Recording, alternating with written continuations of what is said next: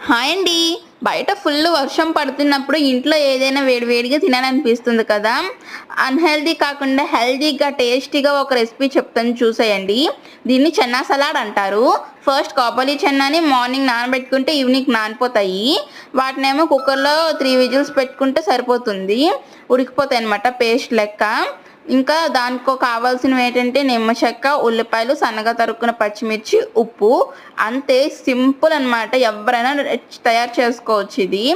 First ఏమో అందులోకి పావు టీ స్పూన్ ఉప్పేసుకొని, సన్నగా తరుక్కున్న పచ్చిమిర్చి ముక్కలు వేసుకొని, అలాగే మీకు ఆనియన్స్ ఎక్కువ తినడం ఇష్టమంటే ఎక్కువ వేసుకోండి. లేదంటే లైట్‌గా వేసుకోండి.